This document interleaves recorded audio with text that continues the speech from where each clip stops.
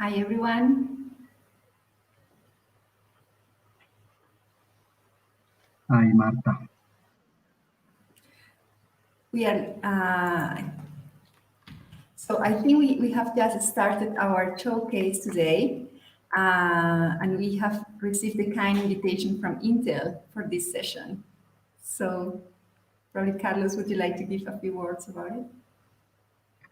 Yes, we have prepared this showcase because there's a lot of questions and interest around the future of Wi-Fi, especially tied to 6 gigahertz band, as we could see in the previous uh, panel.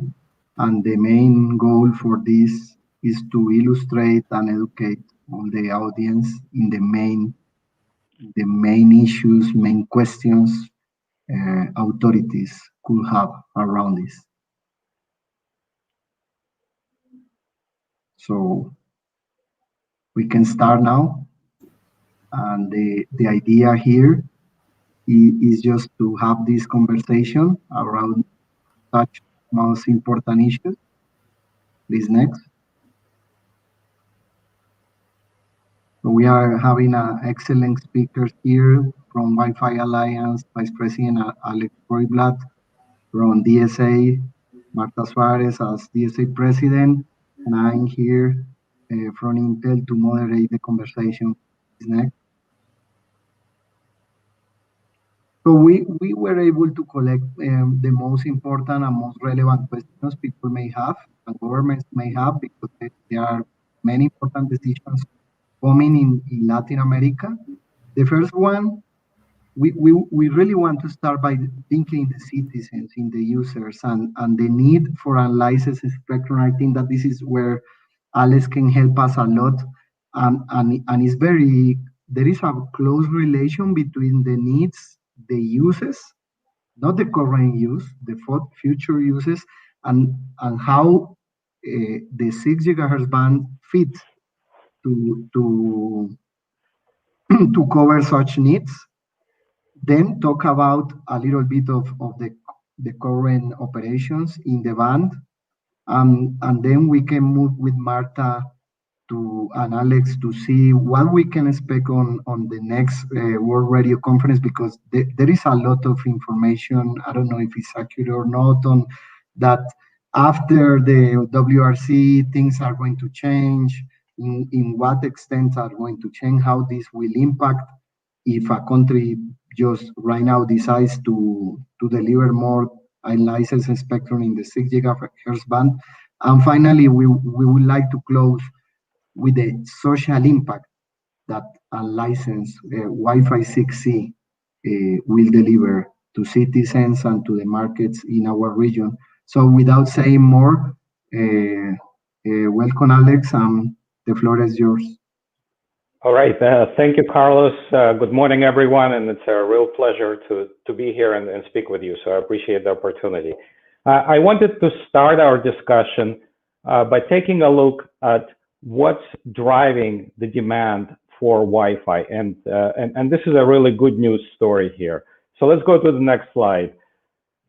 So as you can see from this slide, over 50% of the internet traffic, the entire internet traffic in the world, is delivered over Wi-Fi. But what's more important is that over 80% of that traffic, the wireless traffic, is carried over Wi-Fi. So the demand for Wi-Fi is exploding, and it is expected to grow even more with introduction of 5G services. What I have on the bottom chart here is how the progression went from 2G to 3G to 4G to 5G. The offload to Wi-Fi continues to grow. If we are expecting a significant increase in wireless data, then we should be expecting a phenomenal increase in the demand for Wi-Fi connectivity. Over 70% of 5G traffic will be offloaded to Wi-Fi. So we need to think how exactly Wi-Fi is going to support that connectivity. Let's go to the next slide. So the Wi-Fi spectrum that is available right now was primarily made available back in 2003. And let's just click through the slide. There's one more bullet. Thank you. So it was made available in 2003. Back in 2003, we used Wi-Fi for text and email, and 20 megahertz channels were just fine. Now we're using Wi-Fi for everything. In fact, I am talking to you right now on Wi-Fi, obviously doing real-time video. So this type of connectivity, video, virtual reality, augmented reality, requires more bandwidth. And so we cannot continue to operate in a spectrum that was made available 20 some years ago while delivering this type of bandwidth throughput. So that's the good news. Now let's take a look at the challenges. Let's go to the next slide. So this is where Wi-Fi started, 2.4 and 5 gigahertz. And as you can see, that spectrum is quite limited. And in fact, for over a decade, Wi-Fi industry has predicted the demand for Wi-Fi will continue to increase. And we try to obtain additional spectrum allocations in 5 gigahertz so we can implement those needed wider channels. But we were unable to do that. And you can see the stop signs where we run into that difficulty. Finally, the administrations are beginning to recognize that the demand for Wi-Fi can be addressed in the 6 gigahertz band. And why 6 gigahertz band is important is because it can deliver over 760 megahertz channels. And it is critical to have access to those 160 megahertz channels if we were to support future broadband applications for which everyone around the world is relying on, particularly nowadays. So with that, let's just go to the next slide. And it kind of summarizes what I just said, that the demand for Wi-Fi will continue to grow. There is no question about that. I don't think anyone is challenging that perspective. But the point is, it will increase tremendously with the introduction of 5G. And 5G's rollout requires to offload from Wi-Fi. There's simply not enough capability, and even the capabilities that is there cannot be delivered ubiquitously throughout the home or through offices, indoors, without Wi-Fi. And so that capability needs to be secured by the regulators. All right, so let's go to the next. Alex, yes. Can Marta complement Please, what you just said? Marta, please turn your mic on. Ok, gracias. Voy a hablar en español, aprovechando que estamos como con los dos idiomas. Este es un tema muy importante porque generalmente escuchamos a las personas decir que quisieran tener mejor calidad en sus redes Wi-Fi. Entonces aquí solamente quisiera hacer la analogía. De la misma manera que esperamos un mejor desempeño en redes de nueva generación, por ejemplo en 5G, teniendo más espectro, aquí es el mismo principio. Lo veíamos en el chat anterior, alguien decía, los ISPs dicen que la banda está saturada.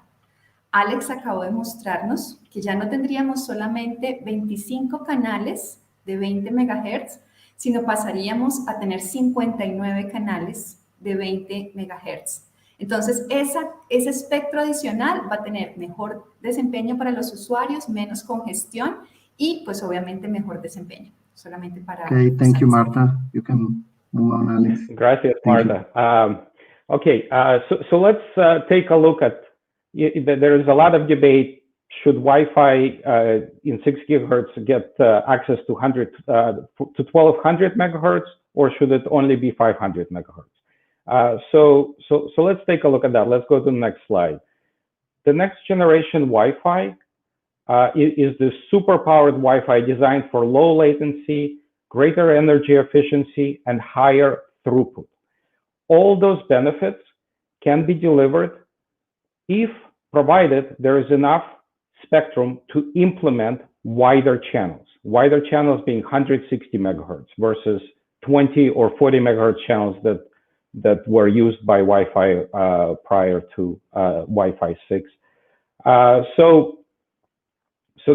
you can see from the graphic here, there is a significant amount of spectrum that is required for implementation of 160 megahertz channel. But what's also important to keep in mind is that, and let's go to the next slide.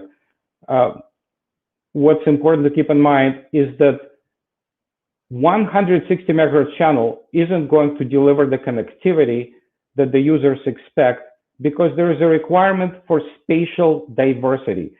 So for example, if you think about a family of 4, everyone using real-time video for Facebook, Netflix, or whatever else families use Wi-Fi nowadays for connectivity, they cannot all be operating on the same 160 megahertz channel.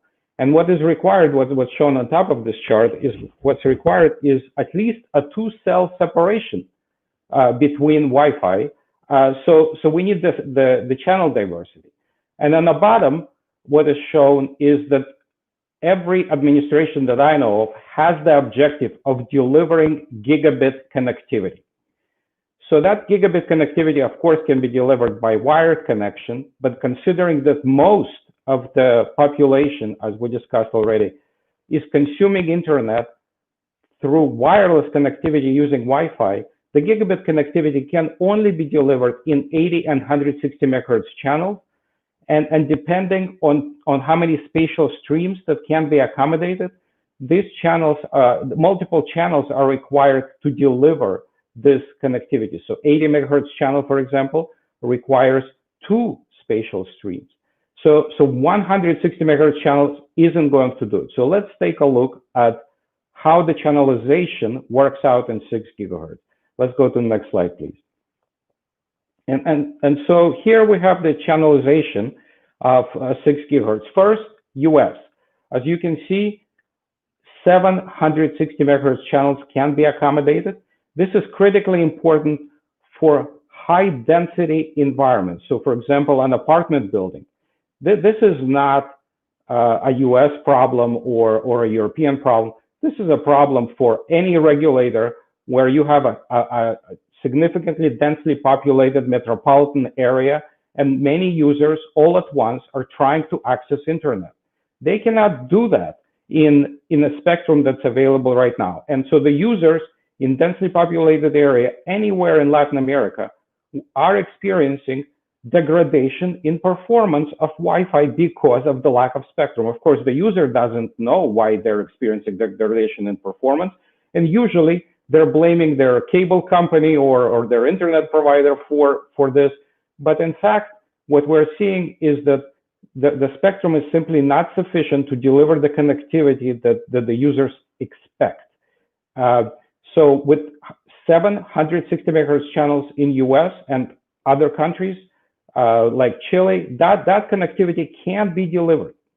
In Europe, yes, Europe took the first step, and that's just initial step of providing 360 megahertz channels or 500 megahertz. You can see that only 360 megahertz channels can be fit into that, which is fine. It doesn't provide for the necessary spatial diversity, and this will address the problem in the interim, but it will not be a long-term solution to the problem. And what's more importantly, the next generation Wi-Fi, which is being developed right now in IEEE based on 802.11be protocol, is designed for extremely high throughput. Again, with the rollout of 5G, we should be expecting significant increase in demand for data connectivity, and so thereby significant increase in offload and for Wi-Fi. This protocol will be designed for 320 megahertz channels. How many 320 megahertz channels can fit into 500 megahertz? You don't have to be a great mathematician to say only one. And that does not provide for the necessary spatial diversity for the cell isolation. So the solution of only 500 megahertz is simply insufficient to support future Wi-Fi deployments. And Martha, maybe you can add a few words on that. Yes, thank you, Alex. That's exactly what we are seeing in the chat before, and that's what I wanted to stress just before, that sometimes people complain about the quality of the network, but the principle is the same. If you want better throughput and lower latency, you need more spectrum. And that's exactly what the Wi-Fi industry here is providing for the 6 gigahertz in the 6 gigahertz band for better capabilities and better performance. All right. Thank you, Martha. Okay, let's go to the next slide.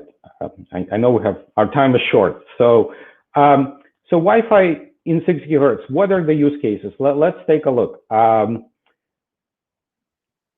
So thank you. And let's just click through this slide. So we have seen this chart of the IMT 2020 5G capabilities, and what I thought would be helpful to overlay the Wi-Fi 6 capabilities. Now, keep in mind, this is not Wi-Fi in 6 gigahertz, which is Wi-Fi 6E. This is just Wi-Fi 6. And as you can see, Wi-Fi 6 exceeds the IMT 2020 capabilities in the capacity, in latency. It also provides significant overlap in other capabilities. Now, with Wi-Fi 6E, these capabilities will extend even farther. And these are exactly the capabilities that the consumers, the enterprises are looking for to deliver in their Wi-Fi or in their wireless connectivity requirements. So let's go to the next slide. So what are the benefits of 6 gigahertz? So of course, this massive amount of wireless data that can be delivered. And of course, we all understand the benefits of ubiquitous, which is important. 5G, not necessarily ubiquitous, given the millimeter wave propagation characteristics and all that. Wi-Fi connectivity is ubiquitous, where the coverage is provided, high data rates, low latency, but the applications, healthcare, the kind of things that are being projected. I just saw an advertisement from one of the companies that said, the future of health is on your wrist, right? So this monitoring of health, the telemedicine, the administration of medicine, even delivery of drugs through some kind of a communication capability is extremely important. Of course, location, IoT, automotive, augmented reality, virtual reality, all those capabilities cannot be delivered in the spectrum that is currently available for Wi-Fi. The 6 gigahertz is absolutely necessary for the future. I don't know, Martha, I know you spent a lot of time talking about that as well, so maybe you can add a few things on that. All right. I'm having difficulties with my headset. Let's just go to the next slide. So I think it's important also to emphasize the role Wi-Fi is playing in the current crisis pandemic of COVID.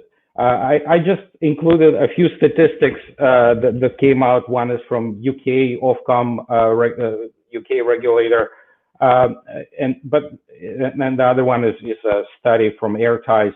But as you can see, the demand for Wi-Fi is simply exploding again, with number of devices being connected simultaneously, the amount of data that is being moved, and the time requirements. So the connectivity requirements are, again, even the projections that we had, which were significant, are being exceeded in today's environment.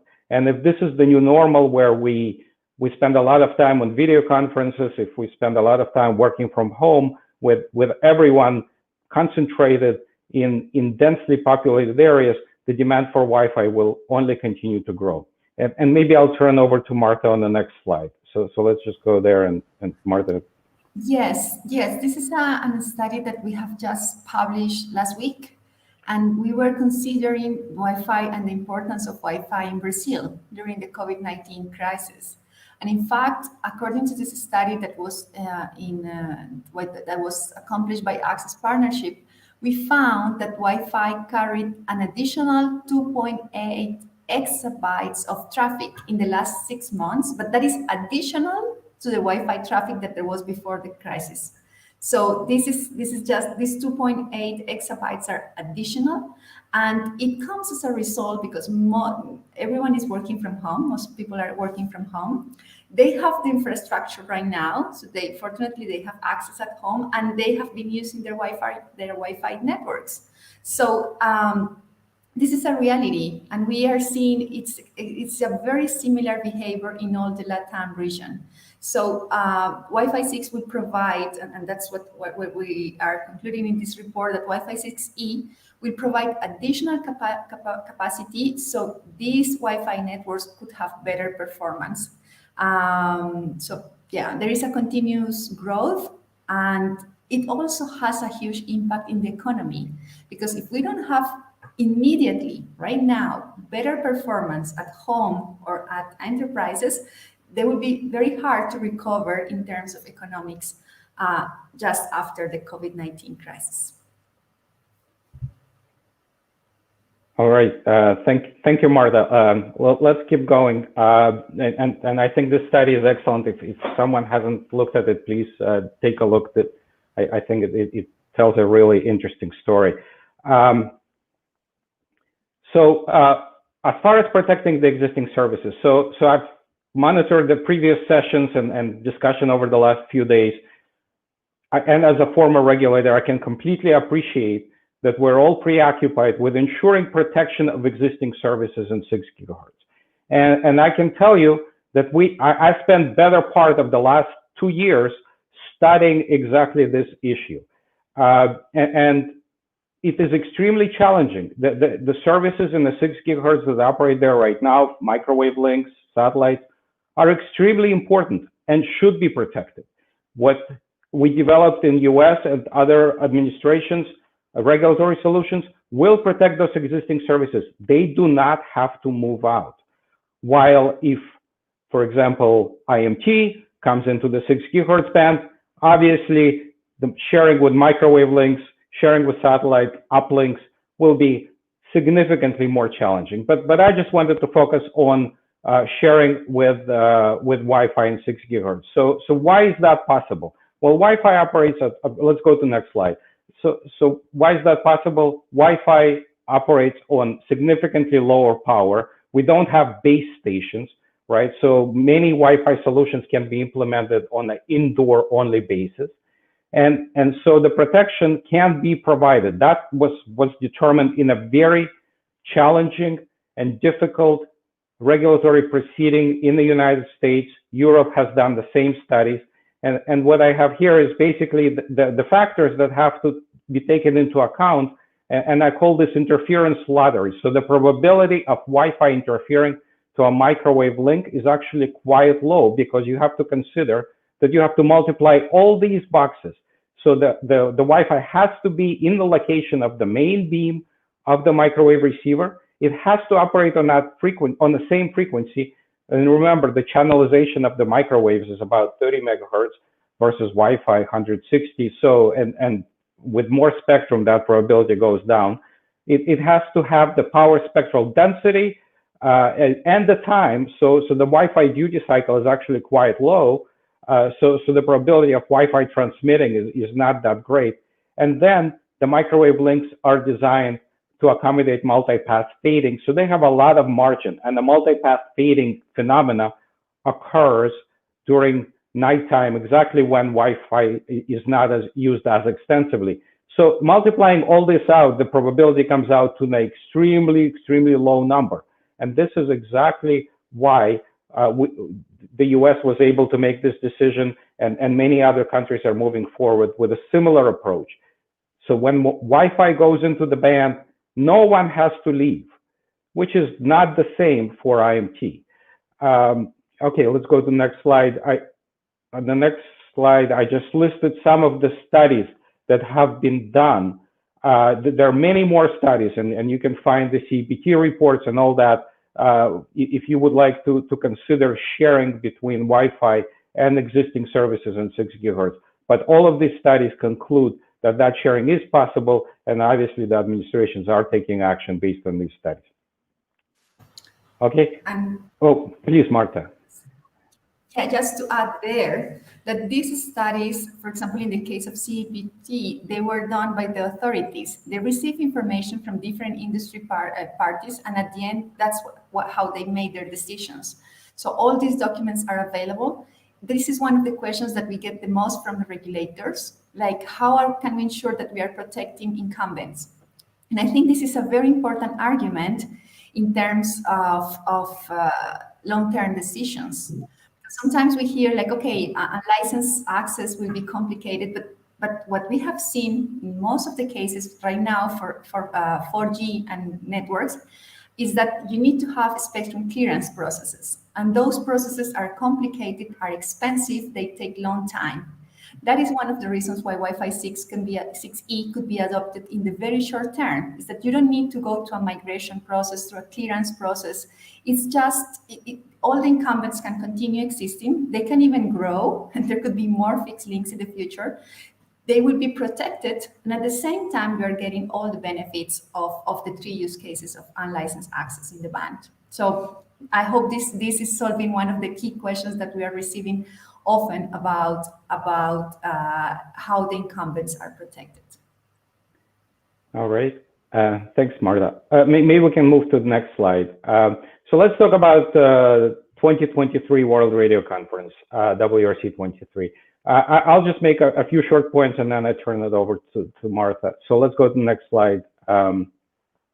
Just to emphasize, agenda item 1.2 on the conference agenda specifically excludes our region, region 2, from the 6 gigahertz band, except for the upper 100.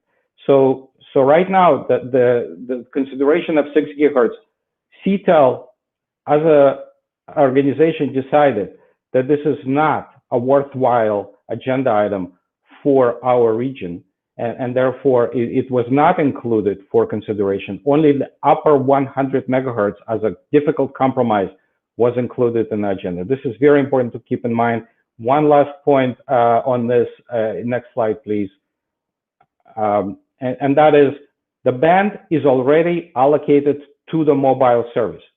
Any mobile application can implement right now. So if administrations wish to implement 5G, RLAN, or any other kind of mobile application, they can do so. They don't need to wait 4 years and go to the conference and end up with additional constraints on this mobile allocation.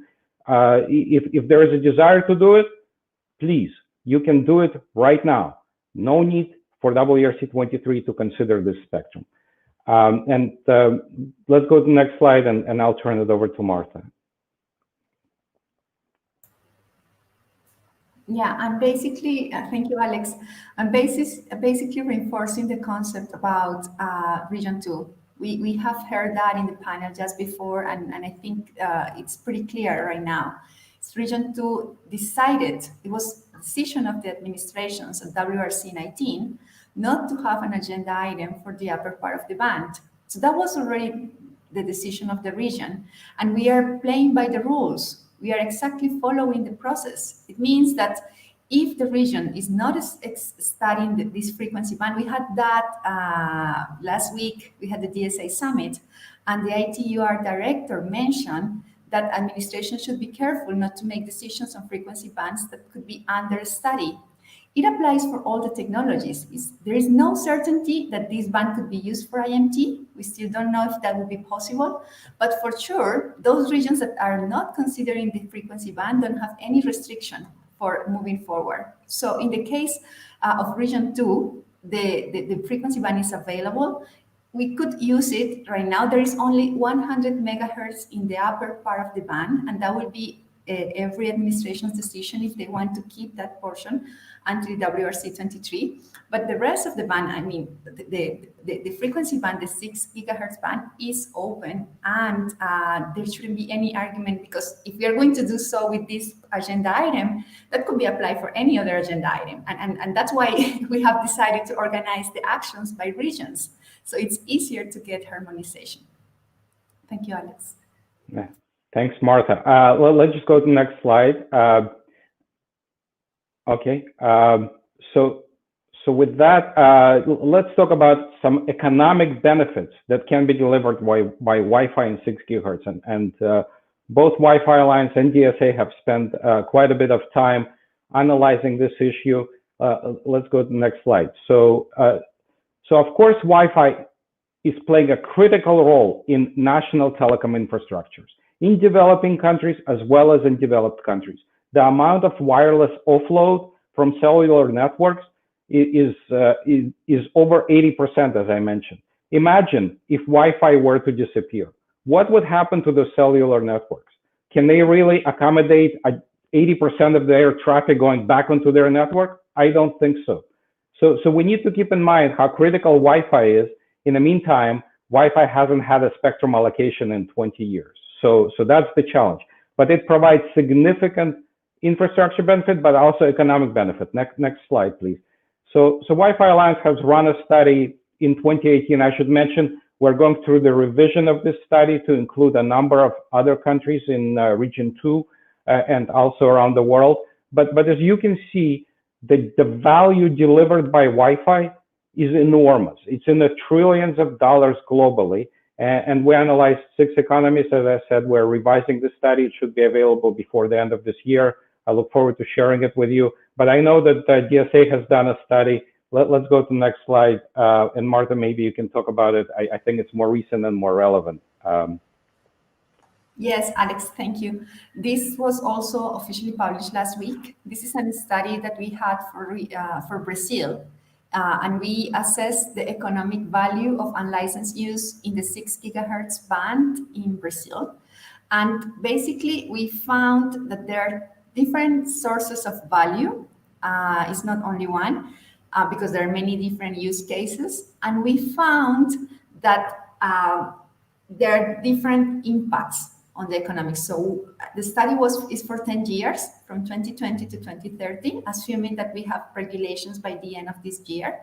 And there are, let's see one by one. So there are 3 top values that should be taken into account. The first one is the contribution to the GDP in Brazil. It is $112 billion in contribution for the GDP. Then there are $30 billion in producer surplus to Brazilian enterprises and $21.19 billion in consumer surplus to the Brazilian population. So we think that even if this ban is not auctioned, the revenue is not coming from the income of an auctioning process. It's a huge impact in the economy and the social benefit. So we are glad to have these updated numbers, and we are also, as Alex mentioned, we are sure that the impact will also be very high in different other countries in the region. All right, let's go to the next slide. Please, Marta, continue. Yeah. This one is interesting because you can see the three different impacts that I mentioned have different colors here. And you can see how the economic value is growing every year. But you can see that since the beginning, in 2021, there are already benefits, economic benefits. And you can see how they're accumulating. So next slide, please. One of the conclusions we obtained with this study is that if we have delays, if regulators decide to do nothing, they're having a consequent opportunity cost, because that spectrum will continue as it is, but they are not opening the possibilities for many new use cases. So that is one of the conclusions, and we think that is very relevant, because the option of doing nothing when you have growing demand, when you have needs from industry at home to recover economy after the COVID, and when you could have an opportunity to start increasing the economic benefits in the country, I think the decision appears like clear. You are not affecting incumbents, you are enabling more opportunities, you are enabling better connectivity, and it will provide a huge economic impact. I think there are a couple more slides, Marta, that we have on this. Yes. This is like the conclusion, Alex. I don't know if you wanted to add something there, or I can go to my... Please, I know we're very short on time, so I'll turn it over to you. Thank you.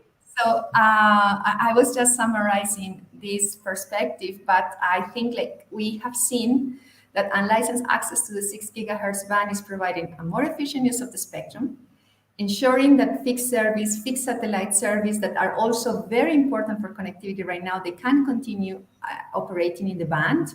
It's a way to attend the growing demand with high throughput, higher capacity, more connected devices, more coverage. Also, it's a way to enable innovation because it's not only about Wi-Fi at home, like it's not only about better Wi-Fi, it's about many new use cases.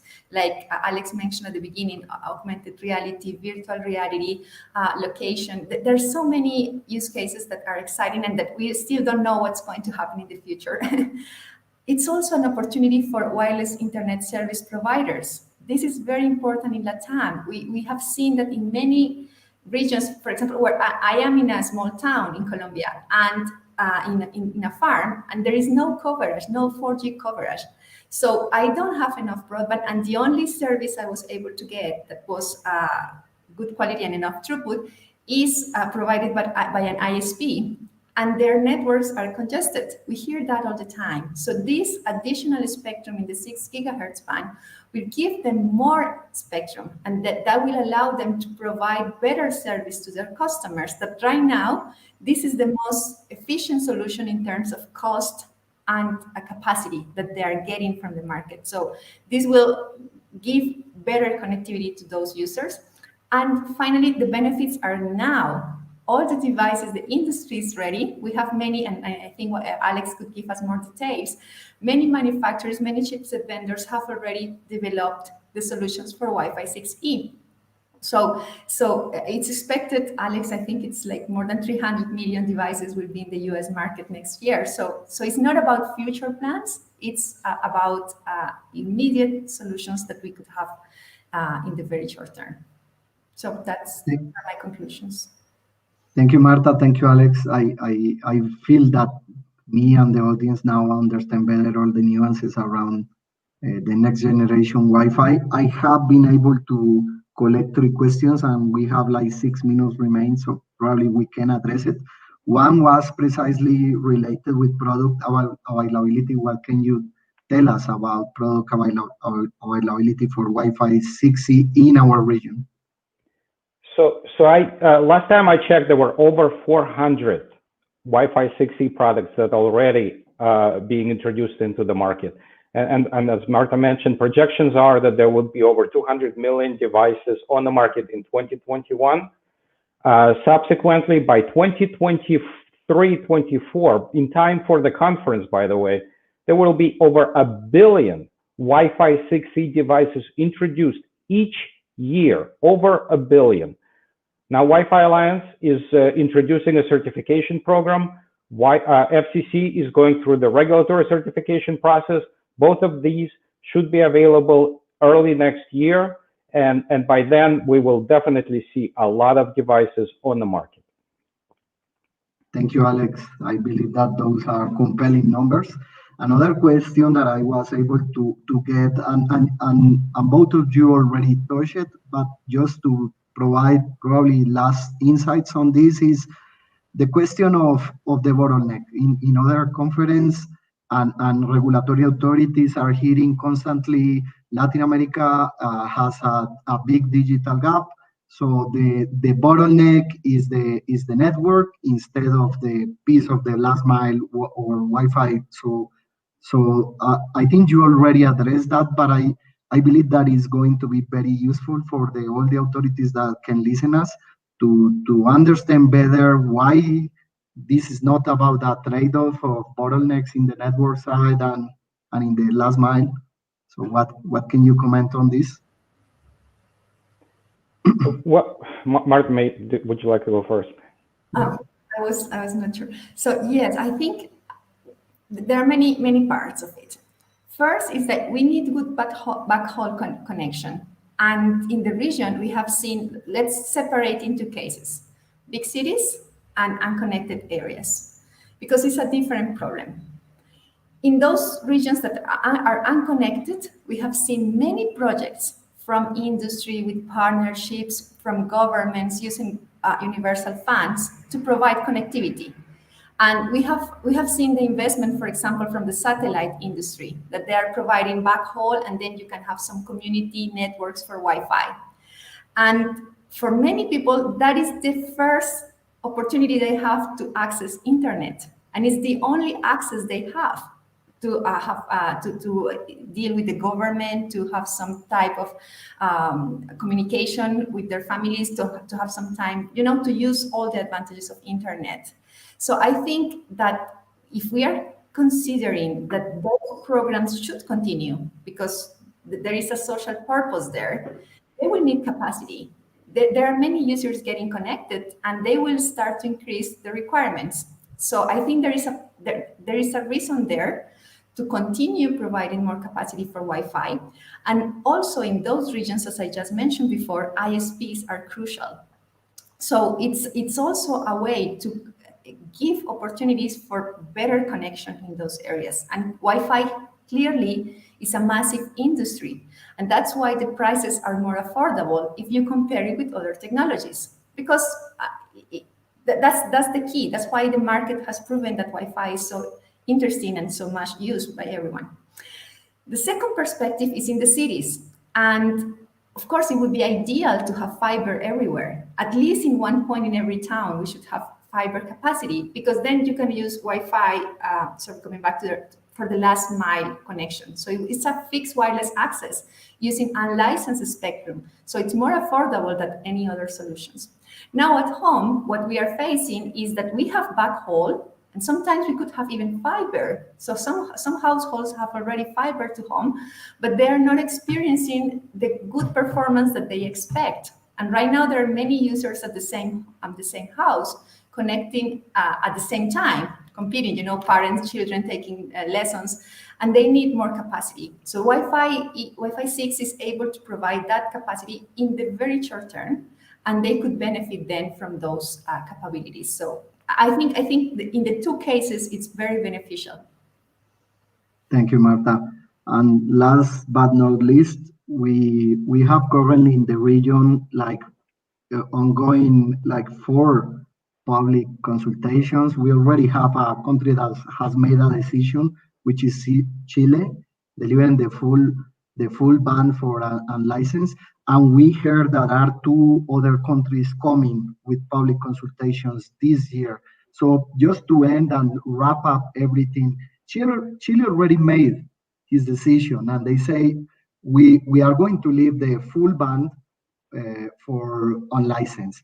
And what can we say to these other countries that are making their decision, that they are trying to pick between having the full ban or picking just half? What in short words will be the difference between a country like Chile that already made their decision for the full ban for a license, and the implications for a country that probably may be tempted to say, I'm going to take a different approach and just to allocate half ban for unlicensed? Maybe. Well, Carlos, please, Marta.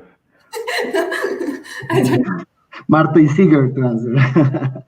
Okay, go ahead. I just wanted to say, there is one point I want to make, and is that those countries that have understood the importance of 5G and that are moving forward for 5G also understand the importance of Wi-Fi 6E. So for them, it's clearly not one or the other decision, is both. And that's why we have South Korea, that's why we have the US, the UK, Europe moving forward, and now Chile. Because the countries in the region understand that if they want to create a good ecosystem, they need both technologies. The second point I want to make is that in LATAM, we have a lot of spectrum in mid-band that has been already identified for IMT. So we have the capability to provide that capacity to the operators. I mean, spectrum is there, it's identified. Right now, the problem is more about auctioning that spectrum. And it's not about having more available spectrum, it's just making sure that it goes to the industry. And we are seeing in parallel, the public consultations in some cases are not only for Wi-Fi 6.